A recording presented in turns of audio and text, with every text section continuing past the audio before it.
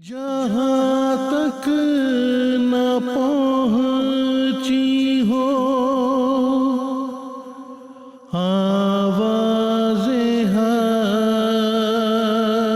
वहाँ जाके कुरान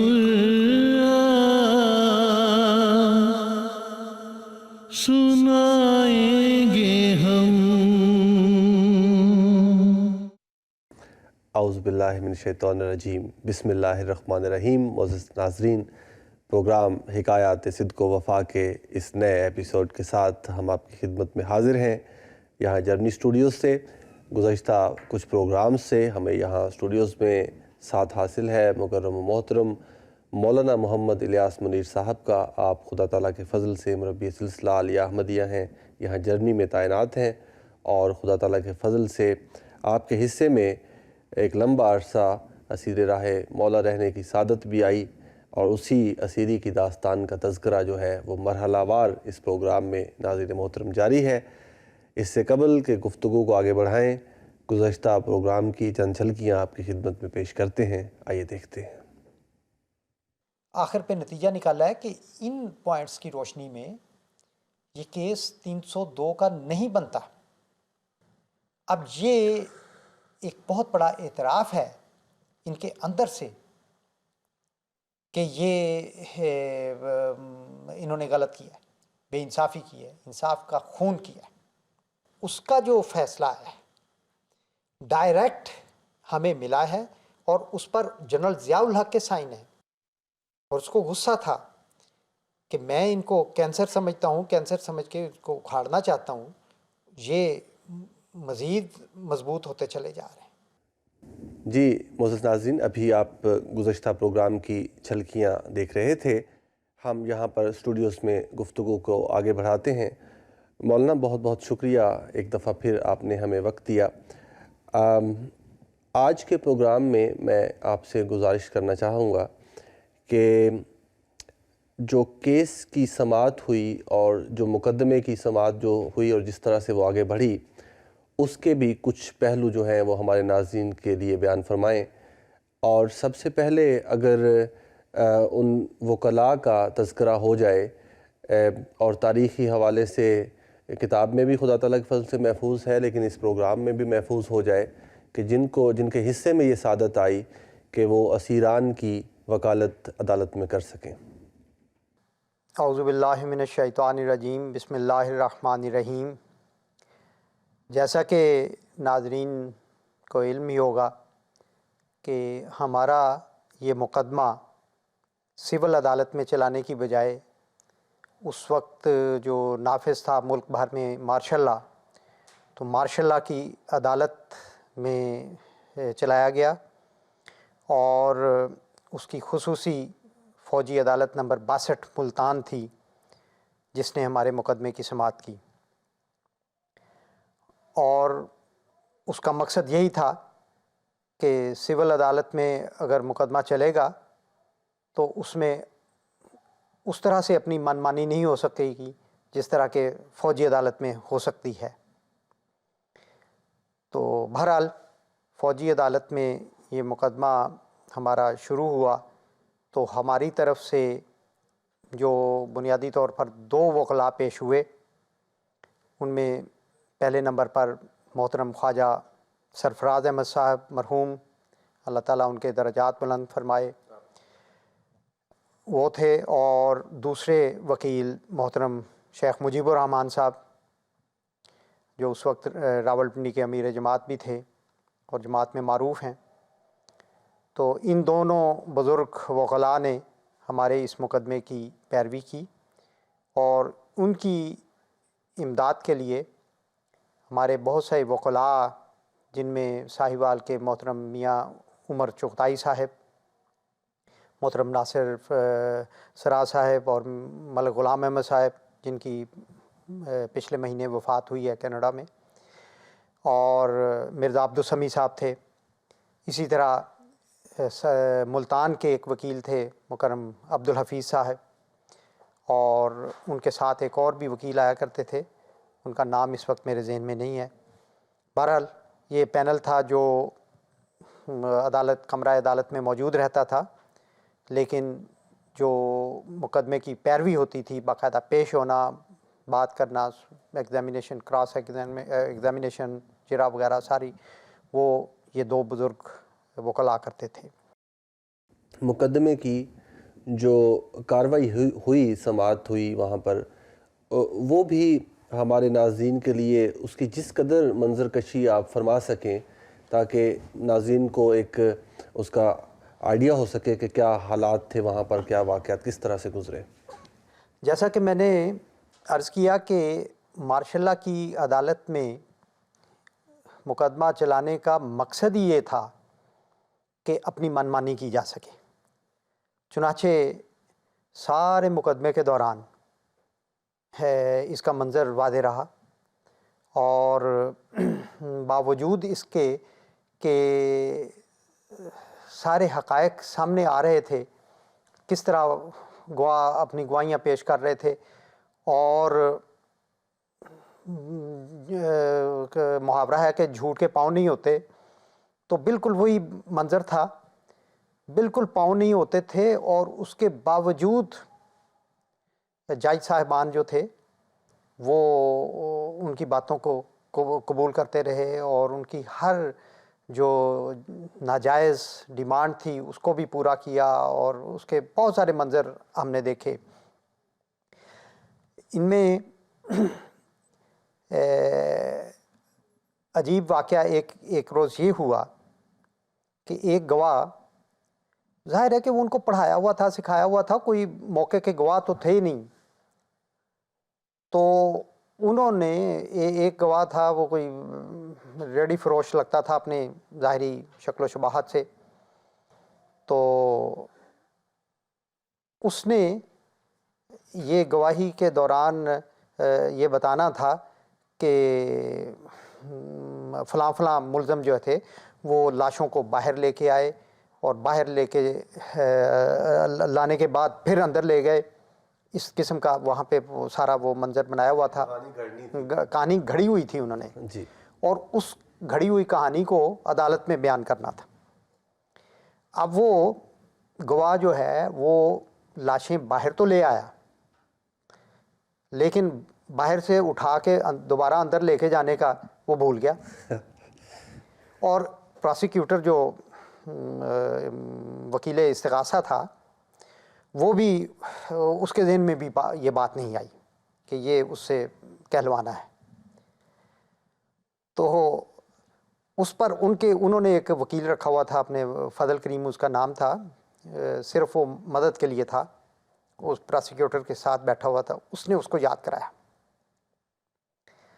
تو وہ آپس میں اس وقت پراسیکیوٹر اور ان کی گفتگو ایسی ہو گئی، اس نے کہا کہ یہ ابھی مکمل نہیں ہوئی گواہی، اس نے کہا ہو تو گئی ہے پوری، اس طرح سرگوشیوں کے جو کہ سارے کمرے میں سنائی دے رہی تھیں، ظاہر ہے کہ چھوٹا سا کمرہ تھا، اور اب جج بھی دیکھ رہے ہیں، وہ بھی دیکھ رہے ہیں، اور وہ ان کو یاد کرا رہا ہے کہ اس سے گواہ سے کہلوانا ہے ابھی،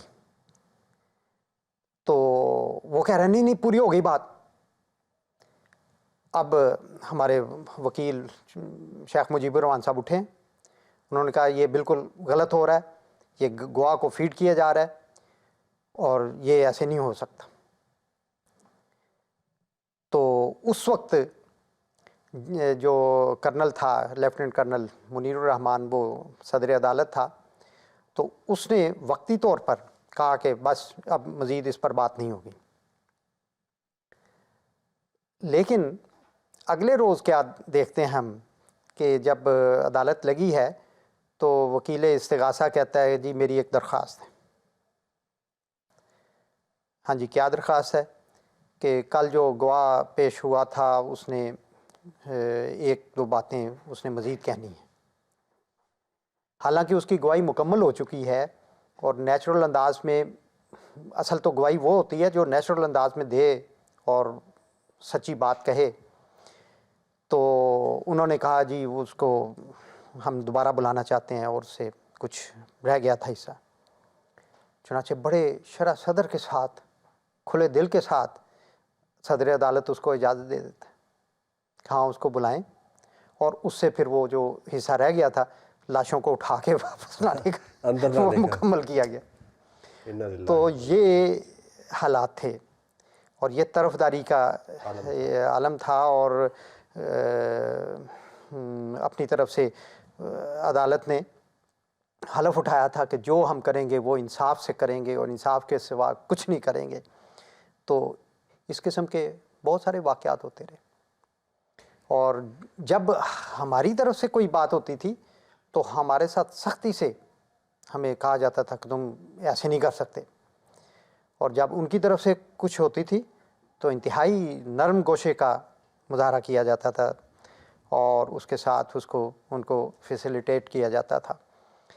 تو اس طرح سے اس ماحول میں ساری گواہیاں ہوئیں، لیکن ہمیں کوئی فکر نہیں تھا، جو مرضی کر لیں ٹھیک ہے، ان کا ہم کچھ کر بھی نہیں تھے سکتے، ان کے ہاتھ میں سب کچھ تھا، لیکن اس کے باوجود جو محاورہ ہے جھوٹ کے پاؤں نہیں ہوتے، پھر بھی وہ بات ثابت نہیں کر سکتے تھے۔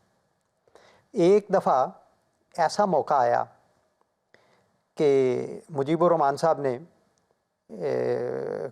کراس ایگزامینیشن کے دوران جرا کرتے ہوئے کہا کہ گواہ کے بیان کے روح سے تو یہ قتل ہوئے ہی نہیں، یہاں تو یہ ثابت ہو رہا ہے۔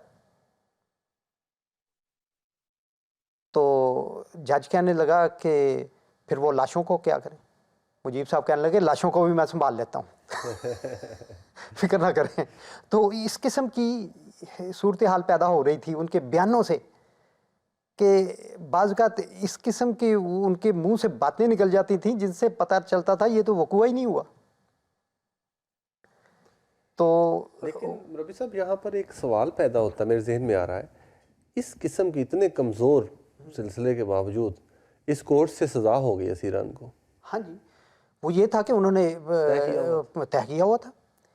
اب پتہ نہیں پچھلے پروگرام میں وہ ریویژن آرڈر کا ذکر کر چکا ہوں کہ نہیں، جو گورنر نے کیا تھا، جی کچھ تذکرہ ہوا لیکن آپ فرمائیے۔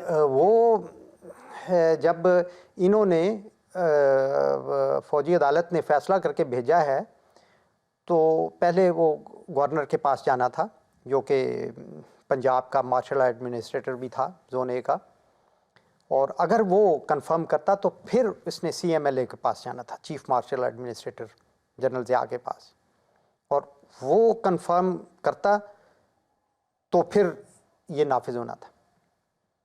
اب جو زون اے کا مارشل ایڈمنسٹریٹر ہے گورنر غلام جیلانی خان جنرل تھے یہ بھی، انہوں نے اس فیصلے کو ریجیکٹ کر دیا اور اس پر 2 صفحے کا 5-6 نکات پر تفصیلی نکات پر مشتمل ایک ریویژن آرڈر بھیجا، اور اس میں یہ واضح طور پر لکھا کہ یہ جو واقعات ہیں، یہ جو گواہیاں ہیں، ان سے یہ جو میں نے پوائنٹ بنائے ہیں ان سے صاف ثابت ہو رہا ہے کہ یہ تو 302 کا کیس ہی نہیں ہے۔ جی بالکل، آپ نے پچھلے پروگرام میں اس کا تذکرہ فرمایا تھا۔ جی، اور یہ اگر بنتا ہے تو میکسیمم 304 کا بنتا ہے، اور وہ سیلف ڈیفینس ہوتا ہے، اور وہ بھی صرف اگینسٹ اونلی 1، یہ اس کے الفاظ ہیں۔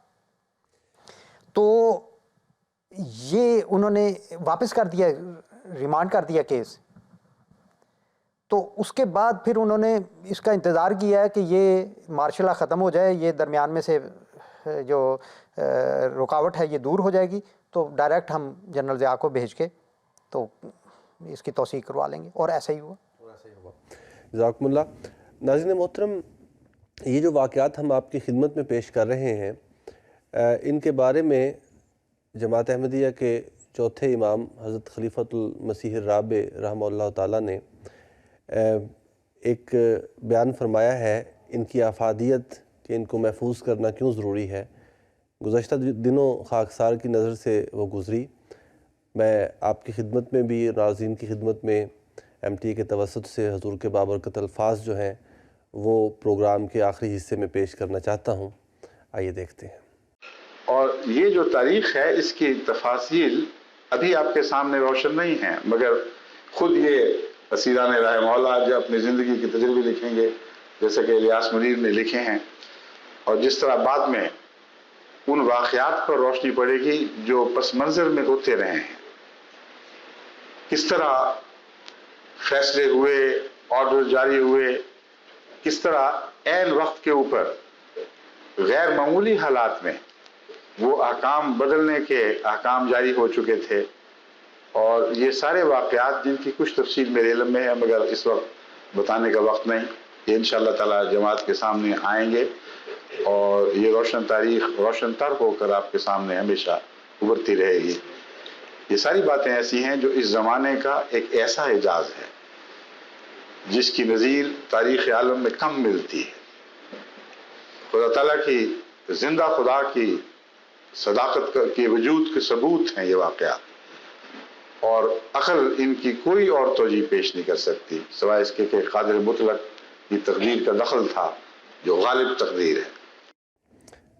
جی معزز ناظرین، ابھی آپ حضرت خلیفۃ المسیح الرابع رحمہ اللہ تعالیٰ کے وہ بابرکت الفاظ دیکھ اور سن رہے تھے کہ جو حضور نے ان واقعات کی طرف جو آپ کی خدمت میں اس پروگرام میں پیش کیے جا رہے ہیں کی طرف اشارہ کرتے ہوئے بیان فرمائے، اور انہی کی اتباع اور پیروی میں خدا تعالیٰ کے فضل سے یہ پروگرام آپ کی خدمت میں پیش کیا گیا. لیکن یہاں میں چاہتا ہوں کہ پروگرام کے بالکل آخر میں ہمارے پاس تھوڑا سا وقت ہے، تو آپ سے جو ملاقات کرنے جماعت کی بزرگ ہستیاں تواتر کے ساتھ اس عرصے میں آتی رہیں، ان کا کچھ ذکر خیر ہو جائے.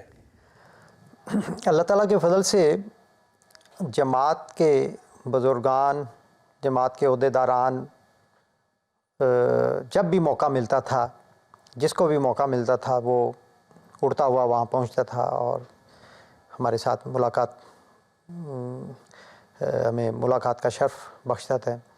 ان میں چھوٹے عہدیداران بھی تھے، بڑے عہدیداران بھی تھے، کچھ کے بعض مجبوریوں کی وجہ سے کچھ آ نہیں سکتے تھے، ان کی طرف سے پیغام آتے تھے.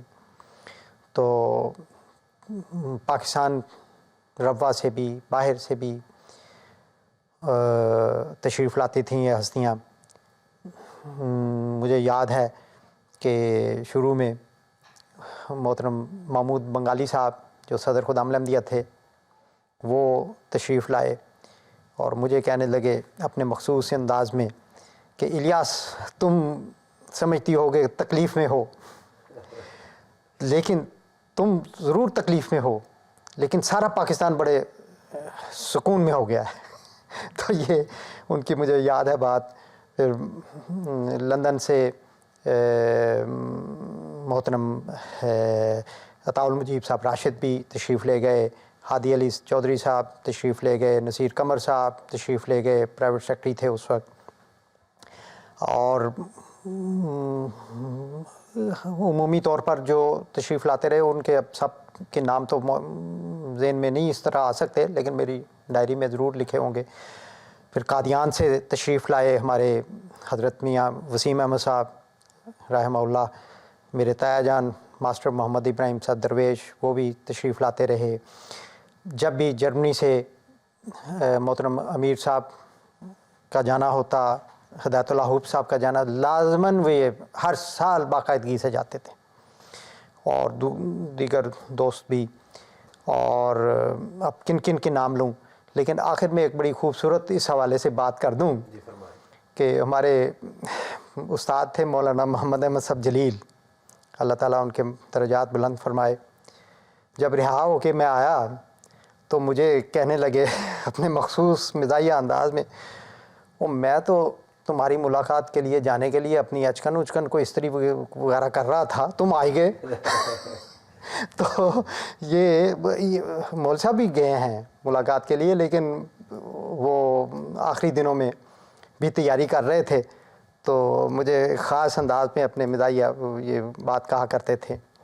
تو اس طرح سے بہرحال ایک اس ضمن میں دوست کا ضرور ذکر کرنا چاہوں گا جو ماڈل ٹاؤن مسجد نور میں شہید ہو گئے 28 مئی والے واقعے میں، محترم پروفیسر عبد الودود صاحب. انہوں نے اور پھر لاہور کے ایک میاں خالد مسعود صاحب SSP تھے. یوں تو بہت سارے ہیں، دوست جنہوں نے مختلف انداز سے بڑے ملاقاتیں کی ہیں اور ملاقاتیں کروائی ہیں. مجید قریشی صاحب ڈپٹی سپرنٹینڈنٹ تھے. تو پروفیسر ودود صاحب چونکہ ایک ایسی جگہ پہ تھے کہ سپرنٹینڈنٹ جیل جو ہوتا تھا وہ جو بھی ہوتا تھا وہ ان کا ممنون ہوا کرتا تھا. تو اس ناطے سے وہ تشریف لاتے تھے اور دیر تک ان کی مرضی ہوتی تھی جب تک وہ بیٹھے رہیں. تو وہ بڑی باقاعدگی کے ساتھ مہینے میں ایک دفعہ 2 مہینے میں مہینے 2 مہینے کے بعد وہ لازماً تشریف لاتے اور دیر تک بیٹھے رہا کرتے تھے. ان کے ساتھ ایک نوجوان بھی جو غیر احمدی تھا ان کا کولیگ وہ بھی آیا کرتا تھا. تو ان کی اس محبت کو اور ان کی اس فدائیت کو اور ان کے اس جذبے کو میں کبھی بھلا نہیں سکتا. جزاکم اللہ تعالیٰ احسن الجزا. مولانا میں آج کے پروگرام کا وقت ختم ہوتا ہے اور آپ کا بہت شکریہ ادا کرتا ہوں. انشاءاللہ تعالیٰ اگلے پروگرام میں ناظرین آپ کی خدمت میں دوبارہ حاضر ہوں گے. تب تک کے لیے اجازت دیجیے. السلام علیکم ورحمۃ اللہ وبرکاتہ. جہاں تک نہ پہنچی ہو آواز وہاں جا کے قرآن سن